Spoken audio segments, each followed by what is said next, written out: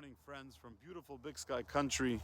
We have a moment in the parsha where Reuven intervenes with his brothers, especially with his brothers Shimon and Levi, who are warriors, who at the age of 13 decimated and murdered the entire city of Shechem.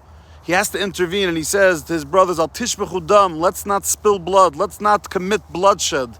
Let's put Joseph into a pit, and if he dies, he dies, but we don't have to do it directly. The Zohar, the great book of Jewish mysticism, says, Tachazi, come and take a look at the piety, chasiduse of Reuven. How Reuven was so pious that he encouraged his brothers to put Yosef in a pit instead of killing him. And the Rebbe, together with a beautiful commentary from his father, Reb Leivik, they wonder, is that really piety? It's basic Judaism. It's an obligation to save a life. And if you know that Shimon and Levi and the rest of the brothers are going to kill a fellow brother, a fellow Jew, you're obligated to save him. So it's not an act of piety going beyond the letter of the law, it's basics.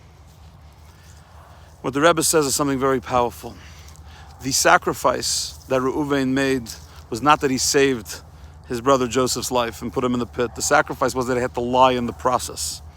Because the tribes of Israel were known to be people of integrity. They were not echad b'peh v'echad b'lev. They weren't two-faced.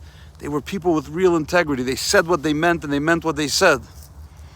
And yet Reuven, even though he didn't want to kill Yosef, and he knew it was wrong, he had to play along with his brothers, especially with Shimon and Levi, and make it sound like he too wants him dead. Except he doesn't think we should kill him directly. We should kill him indirectly by putting him in a pit. And that was the sacrifice. That was the piety.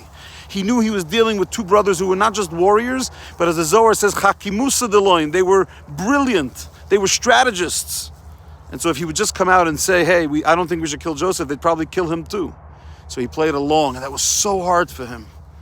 But in order to save the child's life, he was willing to break his own values at that moment, the value of being a person of integrity, in order to save the life of Yosef. And that is an incredible act of righteousness and piety, to save the life of a young 17-year-old being abused by his older brothers. A reminder that righteousness and piety comes in all different shapes and forms, and it's something we can integrate into our lives one way or another. Have a wonderful day.